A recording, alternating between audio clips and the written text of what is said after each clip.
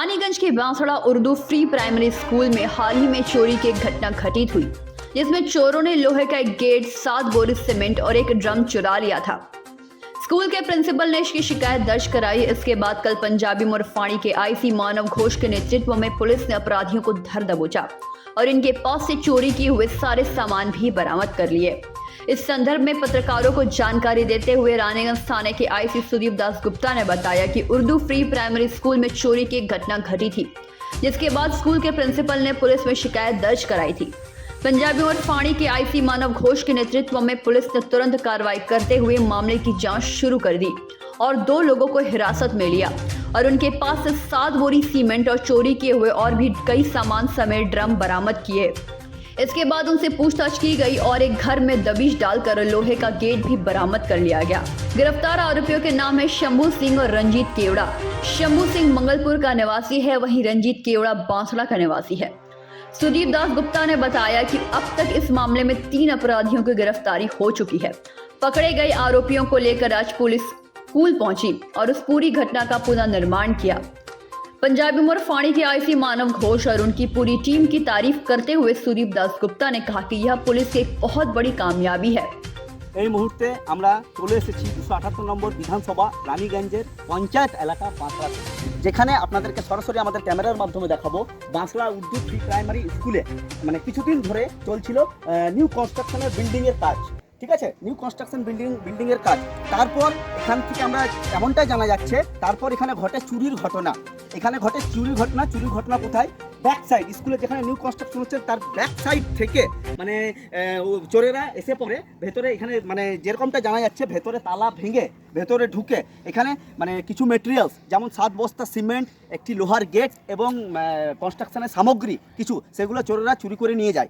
তারপর 18-10 গত 18-10-22-এ স্কুলের যিনি ভারপ্রাপ্ত যিনি আছেন এখানে শিক্ষক, উনি প্রধান শিক্ষক, উনি রানীগঞ্জ পাঞ্জাবি মোড় থানায় এই কমপ্লেন্ট দর্জ করেন, এখানে কমপ্লেন্টটি করেন এবং তারপর কমপ্লেনের পরে পাঞ্জাবি মোড় থানার ভারপ্রাপ্ত আইসি মানব ঘোষের নেতৃত্বে এবং উইথ তার টিমের কৌশলে মানে পুলিশি তৎপরতায় তাড়াতাড়ির মধ্যে অভিযুক্তরা গ্রেপ্তার হয়। এই অভিযুক্তদের নিয়ে রানীগঞ্জ পাঞ্জাবি মোড় থানার পুলিশ এবং তার টিম এখন আসেন স্কুল পরিসরে রিকনস্ট্রাকশনের জন্য। মানে কীভাবে চোরেরা এই জিনিসটাকে ঘটিয়েছিল সেই বিষয়টি টোটাল সেই দৃশ্য আপনাদেরকে আমরা সরাসরি আমাদের ক্যামেরার মাধ্যমে জানাবো এবং মানে কি বিশেষভাবে কি মানে প্রসেস অনুযায়ী মানে 18 তারিখে মানে কিভাবে আপনার এফআইআর পর 18 তারিখ এফআইআর পর রানীগঞ্জের ভারপ্রাপ্ত আইসি সুদীপ দাসগুপ্ত মহাশয় উনি আমাদেরকে মানে সংবাদ মাধ্যমের মাধ্যমে পুরো ডিটেলস জানান। আরও বিস্তারিত জানতে এবং দেখতে সঙ্গে থাকুন, আমি সম্রাট।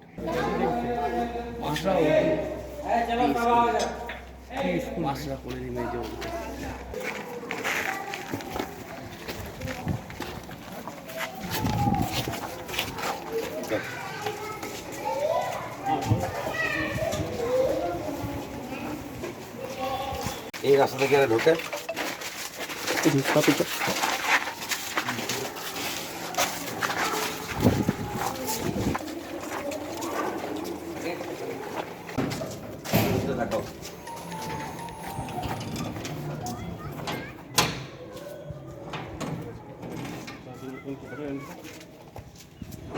খুললি ঢুকলি ভেতরে, তারপর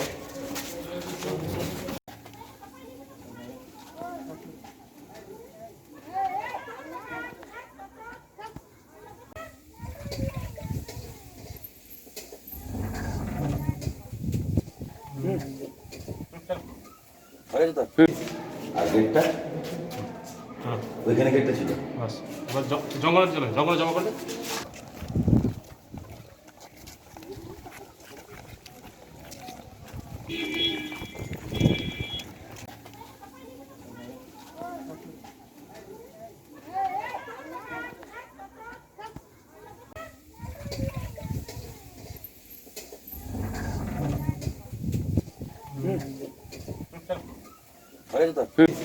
আর গেটটা ওইখানে গেটটা ছিল জঙ্গলে জমা করলে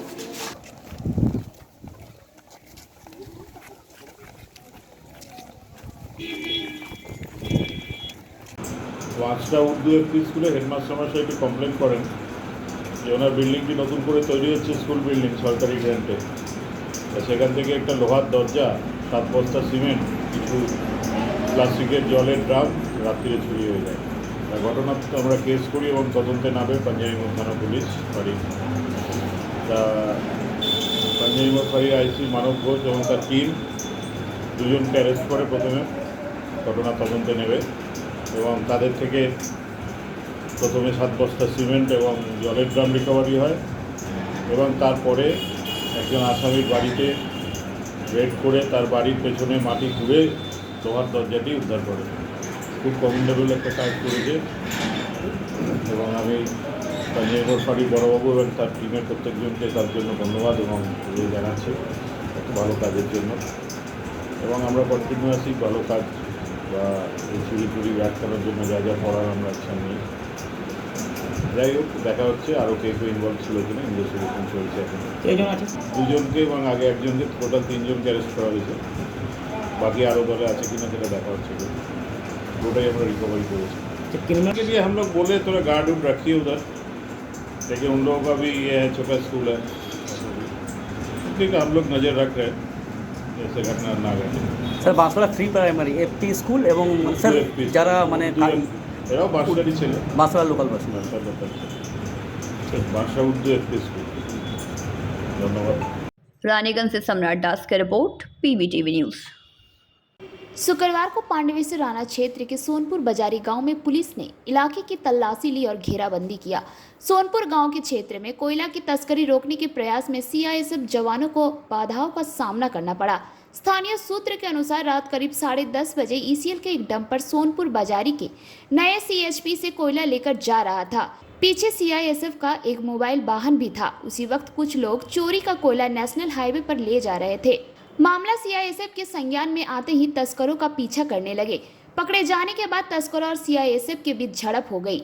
उसी दौरान तस्कर आनन फानन में पुराने सोनपुर बाजारी गांव में घुस गए। कथित तौर पर तस्करों के इकट्ठे होकर सीआईएसएफ जवानों को गांव में घुसने से रोक दिया। सूचना मिलने के बाद पांडवेश्वर थाना की पुलिस मौके पर पहुंची। तस्करों का पता लगाने के लिए पुलिस और सीआईएसएफ के जवानों ने संयुक्त रूप से गाँव के अंदर तलाशी ली, लेकिन तब तक तस्करों इलाके से फरार हो गए। पुलिस ने मौके से 10 साइकिल और 2 टन कोयला जब्त कर थाने में ले गई। আমরা কি বলি জানো, ভজন ভজন পুরো বন্ধ করে দেবো, পুরো বন্ধ করে দেবো,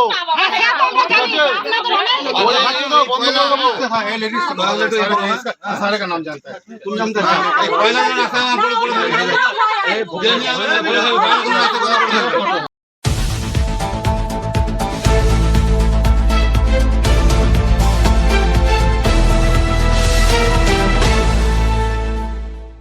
पंजाबी मोड़ आमड़ा सोता ग्राम के समीप स्थित हनुमंता फूड प्रोडक्ट्स लिमिटेड नामक फ्लावर मिल में शुक्रवार की रात पैकेजिंग विभाग में कार्यरत 17 वर्षीय किशोर रोहित दास के पेट फूलने से इलाज के लिए सर्वप्रथम रानीगंज के एक निजी अस्पताल में भर्ती किया गया, परंतु उसका निजी हालत देखकर उसे बर्दवान मेडिकल कॉलेज रेफर कर दिया गया, जहां पर उसकी मौत हो गई। इस घटना के पश्चात फैक्ट्री में कार्यरत कर्मी, श्रमिक एवं स्थानीय लोगों ने फैक्ट्री के उत्पादन बंद कर INTTUC के नेतृत्व में प्रदर्शन करते हुए मुआवजे की मांग की। ঘটনাটা হয়েছিল, ছেলেটার বাড়ি হচ্ছে বারণপুরে, ছেলেটার মামা বাড়ি হচ্ছে কুনুসুরিয়াতে, এটা হচ্ছে ওর মামা। তো 4 মাস হলো কাজ করছে এখানে। তো কাজ করতে করতে ওদের ব্লোয়ার মানে হাওয়া দিয়ে পরিষ্কার করে, তো পরিষ্কার করার সময় কোনো গ্যাস বা কিছু ঢুকে যায়। তারপরে আমরা ম্যানেজমেন্টের গাফলিতে দেখলাম এদের কোনো স্টাফ একে হসপিটালে না নিয়ে গিয়ে বাড়ির লোককে খবর দেয়, যারা ওদের কলিগ কাজ করে ওদের সঙ্গে। ওদের বাড়ির লোক এসে প্রথমে রয়্যাল কেয়ারে নিয়ে যায়, রয়্যাল কেয়ারে ভর্তি নেয় না। তারপরে হেলথ ওয়ার্ল্ডে যায়, হেলথ ওয়ার্ল্ডেও নেয়নি। গৌরদেবী মেডিকেলে নিয়ে যায়, ওইখানেও জবাব দিয়ে দেয়। তারপরে বর্ধমানে নিয়ে যায়, বর্ধমানে 10-15 মিনিট চিকিৎসা করার পর ছেলেটা মারা যায়। তা আপনারা কি চাইছেন? আমরা চাইছি ছেলেকে তো আর ঘুরে পাওয়া যাবে না। ওর গরিব ফ্যামিলি থেকে বিলং করে ছেলেটা, একটাই ছেলে, মা বাবা আছে। ওর বাবার একটা চাকরি ডিমান্ড করব আর একটা কম্পেনসেশন, যেটা আমরা যতটা পারি চেষ্টা করব ছেলের বাড়িতে দেওয়ার জন্য। ছেলেটা কি নাম? ছেলেটার নাম হচ্ছে রোহিত দাস। কত বছর বয়স হবে? বয়স 17 বছর। কিসে কাজ করতে হবে? হেল্পার ছিল। তো তো বডি এখন আসেনি? না, বডি এখন পোস্টমর্টমের জন্য গেছে। বডি আসতে মোটামুটি 2:30-3টে বাজে। ম্যানেজমেন্ট কি বলছে? ম্যানেজমেন্টের সঙ্গে কথা হয়নি, এই ঢুকবো এখনই কথা বলতে, দেখি ম্যানেজমেন্টের কি ডিমান্ড আছে। যদি আমাদের ডিমান্ড পূরণ না হয় তো আমরা বৃহত্তর আন্দোলনে যাব। আপনার নাম? রাজু মুখার্জি। पुलिस तथा INTTUC के मंगलपुर औद्योगिक नगरी के अध्यक्ष ज्योति सिंह एवं तपसी TMC आंचलिक कमेटी के अध्यक्ष राजू मुखर्जी के हस्तक्षेप से समझौते के तहत युवक के परिजनों को मुआवजा दिया गया एवं फैक्ट्री के मालिक ने स्वीकृति दी कि उसके बदले में एक युवक को नौकरी दी जाएगी। तत्पश्चात यह विरोध समाप्त हुआ। किशोर बर्नपुर के साता ग्राम का निवासी था। फिलहाल वह कुछ माह से कनस्तोड़िया ग्राम में अपनी मामा के साथ रहा करता था। पुलिस शव को पोस्टमार्टम करवाकर उसके शव को परिजनों को सौंप दिया। আপনার এই ফ্যাক্টরিতে একটা দুর্ঘটনা ঘটেছে, মানে এখন কিভাবে ঘটেছে এবং কি ডিসিশন নিলেন? এটা ফ্যাক্টরিতে যা ঘটনা ঘটেছে, অ্যাকচুয়ালি ফ্যাক্টরির ভিতরে কোনো ঘটনা ঘটেনি। 3টে ছেলে কাজ করতে এসেছিল, কাজ শুরু ওরা করেনি, ততদিন মধ্যেও পেটে একটা ব্যথা শুরু হয়ে গেছে। ব্যথা যখন শুরু হলো, আমাদের এখানে সুপারভাইজার আছে, সে ওকে রয়্যাল হসপিটালে নিয়ে গিয়েছিল। রয়্যাল হসপিটালে গিয়ে পেটে ব্যথা হয়ে খুব লাইট ডিজিজ ভেবে ওখানে ছেড়ে দিয়েছিল, ওর ফ্যামিলিরা চলে এসেছিলো। তারপরে অনেকগুলো কি ঘটনা ঘটেছে আমাদের কোনো জানকারিতে ছিল না। এবার সকালে আমরা জানতে পারলাম কি ওর কোনো মানে অ্যাক্সিডেন্টটা মানে যা হয়েছে অ্যাক্সিডেন্ট ভুল বলেছি, মানে যা পেটে ব্যথা হয়েছিল জিনিসটা কি বড় রূপ নিয়ে ওর কি ডেথ হয়ে গেছে। ডেথ নিয়ে কি সকালে আমরা যখন জানতে পেলাম, আমরা ফ্যাক্টরিতে আমাদের কাছে ইনকোয়ারি চলে এসেছিল। আমরা ডিটেলটা দিয়ে দিয়েছিলেন, টোটাল প্রুফ দিয়ে দিয়েছিলাম। এই ফ্যাক্টরিতে ওরা কোনো কাজ শুরু করে তার আগে আমরা ঘটনাটা ঘটে গেছিল। এবার পার্টিরা এসছে, যেহেতু আমার ফ্যাক্টরি মালিক আছে, আমরা একটা নির্দিষ্ট জায়গা ওখানে একটা জাস্টিফাইড একটা জিনিসটা উনি ইমিডিয়েটলি করছেন। ইমিডিয়েটলি যা জাস্টিফাইড জিনিস হবে আমরা করে দিই। আমি ওটাতে পিছিয়ে ছিলাম, আমরা ওদের সঙ্গেই আছি। এদের অভিযোগ হচ্ছে যে আপনারা আন্ডার এজ শ্রমিক রাখছেন, এটা ব্যাপারে কি বলছেন? যে মারা গেছে সেও আন্ডার এজ শ্রমিক। আন্ডারে যখন অব্দি আমরা পুরো ওটা দেখিনি, আমরা দেখে নিব। যদি হয় এরকম, তাহলে আগে থেকে আমরা চেষ্টা করবো এরকম জিনিস ঘটনা যেমন না ঘটে। এটা তো 3-4 মাসই যায় হয়, একদিনও আন্ডারেজ হয়, তো এটা তো আইনত অপরাধ। এটা ভুল স্বীকার হচ্ছে আমাদের। এটা আমার কাছে যেটা পার্মানেন্ট লেবার ছিল, এটা ক্যাজুয়াল লেবার ছিল। একটা বিশ্বাসে আমরা এটা ঢুকিয়ে দিয়েছিলাম একটা লোকের কথাতে, কি লোকাল ছেলে আছে, ওই লোকাল ছেলে কাজ করতে চাইছে। আমার পার্টিকুলার শুধু এই একটা ছেলে যারা আমরা ভেরিফিকেশন করিনি, আদারওয়াইজ আমাদের কাছে সব ওভারের ছেলেই আছে, 18 বছর পরেই আছে। এই একটা ছিল যে 2-3 মাস ছোটো ছিল, এটা আগেবার থেকে আমরা এটা অ্যাকসেপ্ট করছি, এই ভুলটা যেমন হবে না। আমার নামটা? আমার নাম শরৎ কানোরিয়া। रानीगंज से सम्राट दास की रिपोर्ट, PVTV न्यूज।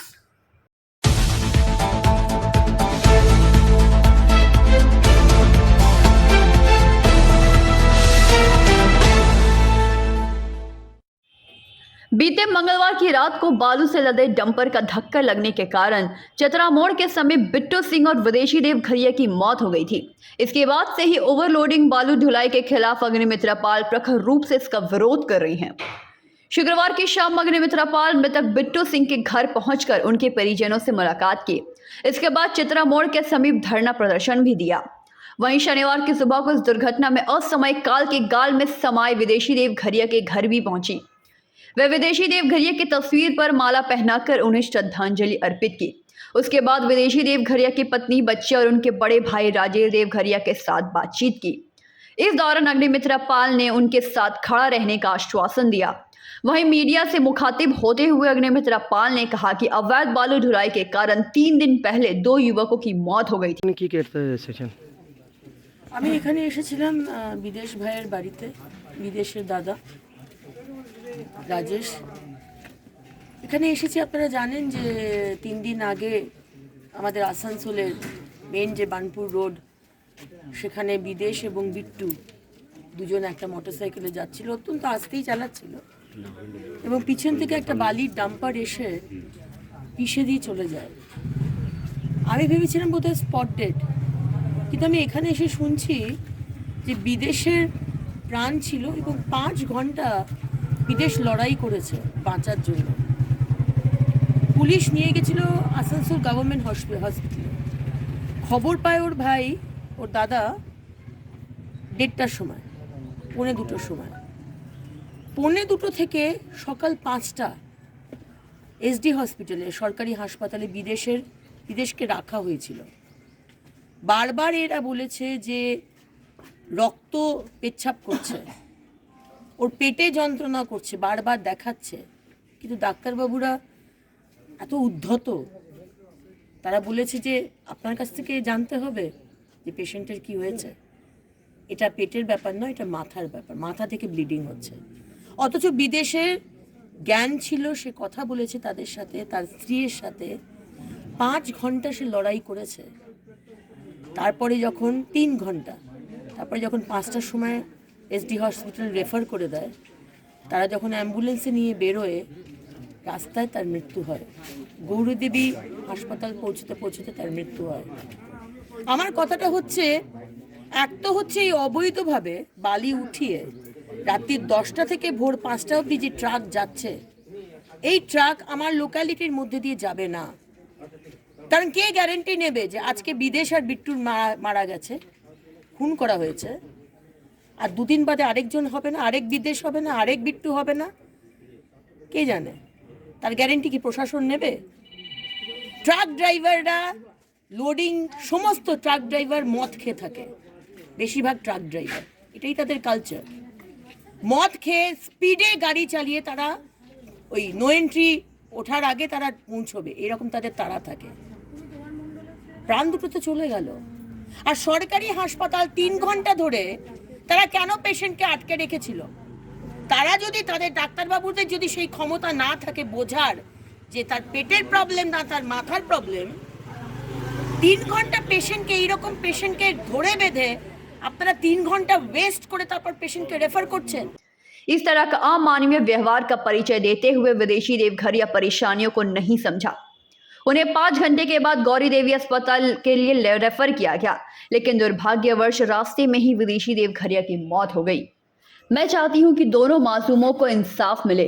यह अवैध बालू ढुलाई का कार्य बंद नहीं हुआ तो भाजपा वृहद आंदोलन करने के लिए बाध्य होगा।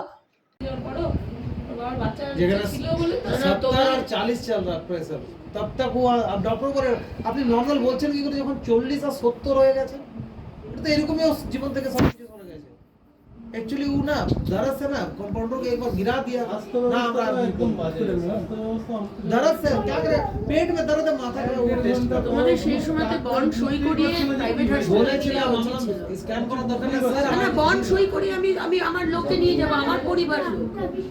আমি তো দেখতে যাব না কে পুলিশ কি করছে না করছে। बिट्टू को देख लेना, पैर दोनों नहीं है ना, उस टाइम मेरा तो हालत, अकेले हम थे उसका 5 लोग आए, उसका पैर देख के तो मेरा लग रहा बेहोशी आ गई बिट्टू का। ना ना उसका माँ या दीदी को इधर खींच दिया कपड़ा चदर ठो और देख लिया ना, हमको नहीं तब तक मालूम था बिट्टू डेथ कर गया। जो रोने धोने चालू तब हम तो अपने भाई को संभाल रहे, अकेले उस टाइम अकेले थे, कोई नहीं था। ऐसा टाइम पे हुआ कि देख उस टाइम पे किसको रात को फोन करेगा? हुआ कि हम तो बोल रहे हैं हमको मिशन कहाँ जहाँ ले जाना हम समझ लेंगे, आप लोग यहाँ से क्या मतलब स्कैन हो जाए तब रख जब देखे नहीं अब क्या करें। दीदी के बॉस भी एक्शन लिए, देखिए क्या। हाँ अच्छा पेपर बन रहा, सोया हुआ डॉक्टर को रूम में, डॉक्टर रूम बुला के ले जाओ। हाँ डॉक्टर आया भी नहीं वहाँ, हमको तो सबसे बालू ट्रक से ज्यादा दूर के गया, हॉस्पिटल बंद हो जाता बढ़िया होगा।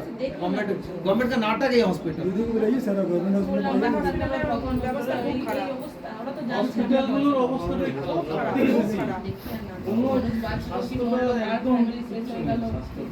এবার থেকে এইটা আমি তোদেরকে বলে রাখছি, মানুষকে এটা বলা যে এই ধরনের যেখানে একটু লং টার্ম সময় আছে সেখানে ঢুকলো হসপিটালে, গভর্নমেন্ট হাসপাতালে ঠিক আছে, কিন্তু যেখানে এই ধরনের একটা প্রতিটা মিনিট প্রতিটা সেকেন্ড কাউন্ট করছে, সেখানে যদি গভর্নমেন্ট হাসপাতালে পুলিশ নিয়ে যায়, বন্ড সই করি ইমিডিয়েটলি আশেপাশের যে হেলথ ওয়ার্ল্ড হোক কি HLG হোক প্রাইভেট হাসপাতালে,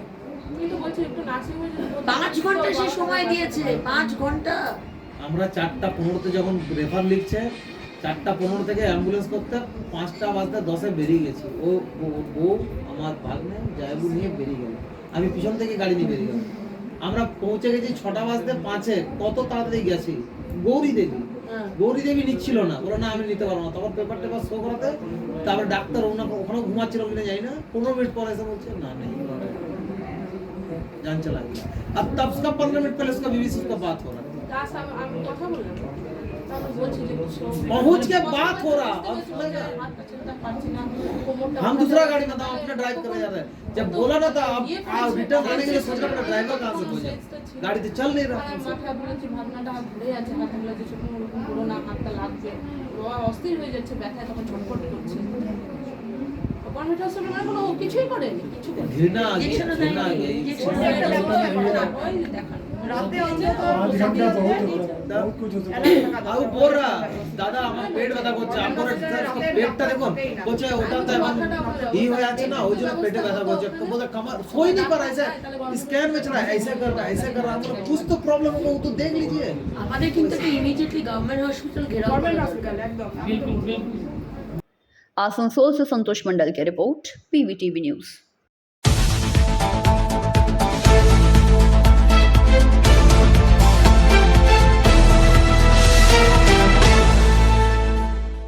केदा एरिया के सिदुली बंद ओसीपी को सिदुली के ग्रामवासियों द्वारा फिर से चालू किया गया।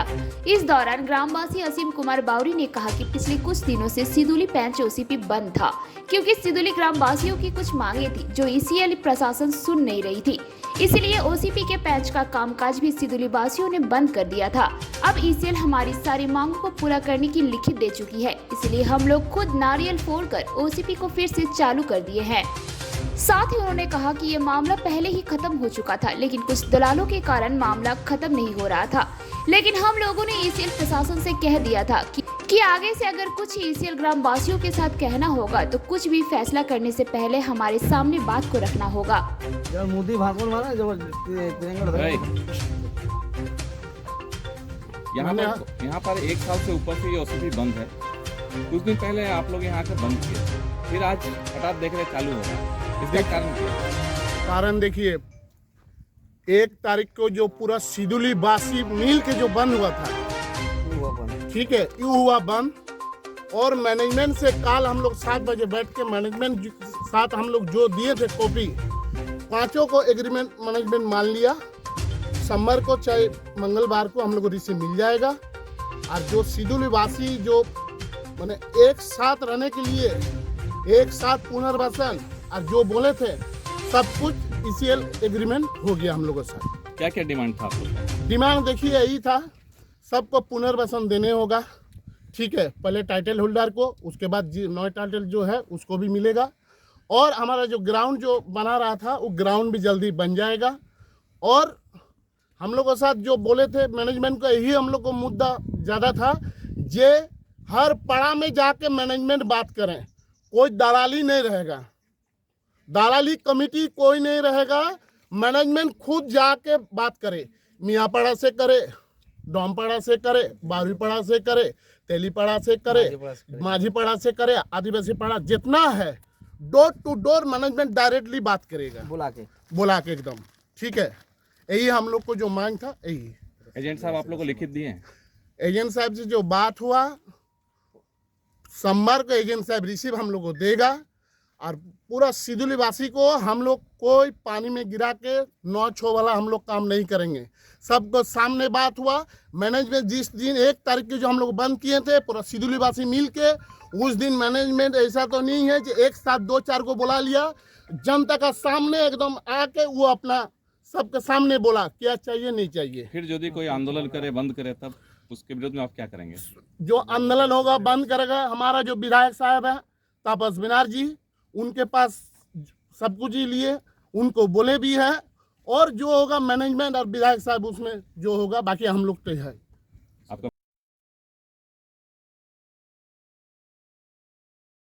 अंडाल से मंथन पासवान की रिपोर्ट, पीवीटीवी न्यूज। कांगसा के बीत बिहार रायभांगा गांव में करीब 30 परिवारों में 35 साल से सैकड़ों लोग रह रहे हैं, परंतु गांव में अभी तक पक्की सड़क नहीं बनी। कई परिवारों को तो अभी तक बिजली तक नहीं मिली है। क्षेत्र में पेयजल की किल्लत भी दिखाई दे जा रही है। अगर कोई बीमार है तो उसे चारपाई पर चढ़कर जाना पड़ता है, क्योंकि क्षेत्र में कई वाहन पहुंचता ही नहीं है। गांव में अभी भी ऐसी ही स्थिति है जो 35 साल पहले थी। इतने वर्ष में गांव की स्थिति अभी तक नहीं बदली, जिससे क्षेत्र के युवकों की शादी के लिए दुल्हन आगे नहीं आ रही है। पंचायत चुनाव से पहले सड़क, पेयजल और स्ट्रीट लाइट नहीं देने पर ग्रामीणों ने मतदान से बहिष्कार करने की चेतावनी दी थी। दोनों तरफ बीच में कृषि भूमि भी है। कई परिवार 35 साल पहले तत्कालीन वाम सरकार द्वारा दिए गए पट्टों पर रहने लगे थे। अब ये लगभग 30 साल का होने जा रहा है। बच्चों को स्कूल जाने के लिए खेतों से गुजरना भी पड़ता है। साथ ही यदि कोई बीमार पड़ जाता है तो उसे अत्यधिक संकट में व्हीलचेयर पर ले जाना पड़ता है। अब स्थानीय लोग सोच नहीं पा रहे कि क्या करें। चुनाव आते ही नेता वादों की झड़ी लगा देते हैं। उन्हें कब वोट मिल जाए ये कोई नहीं जानता। पंचायत चुनाव आगे है। पंचायत के खिलाफ गुस्सा भड़क रही है और स्थानीय लोगों का कहना है कि अगर क्षेत्र का तेजी से विकास नहीं हुआ तो इस बार भी वो वोट देने से बहिष्कार कर देंगे।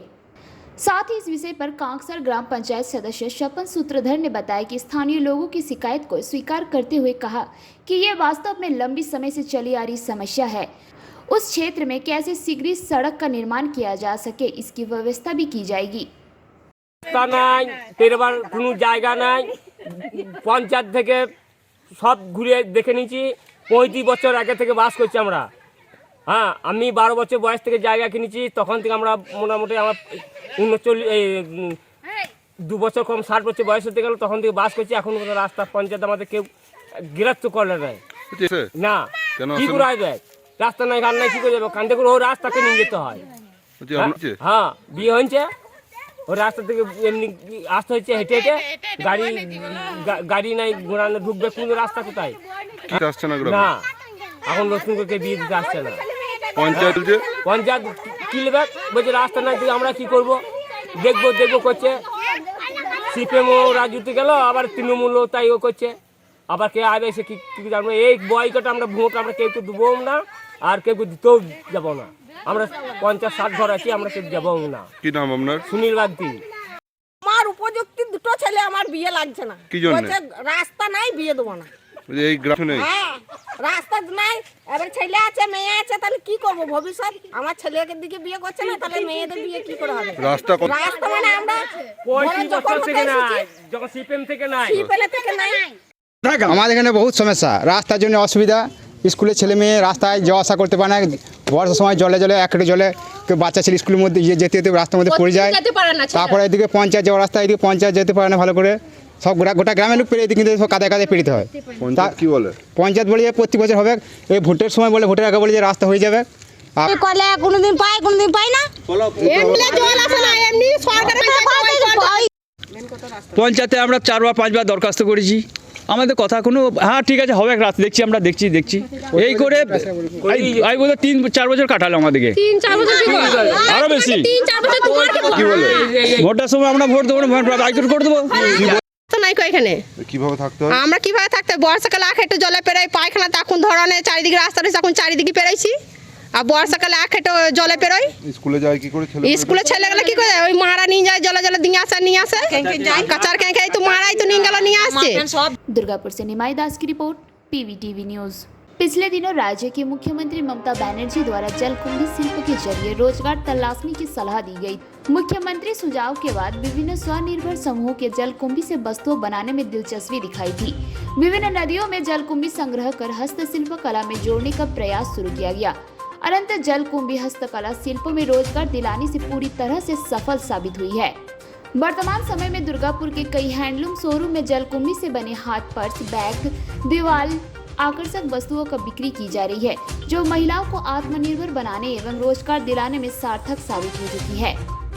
पिछले कई महीनों से जलकुंभी से बनी vanity bag, purse, cover, file, खूबसूरत फ्लावर टब बनाया जा रहा है एवं इसकी जमकर मार्केटिंग भी की जा रही है। वहीं जलकुंभी से बनी वस्तुओं की मांग अधिक हो रही है, जिससे हस्तशिल्पी से जुड़े महिलाओं को आर्थिक तौर से लाभ भी हो रहा है।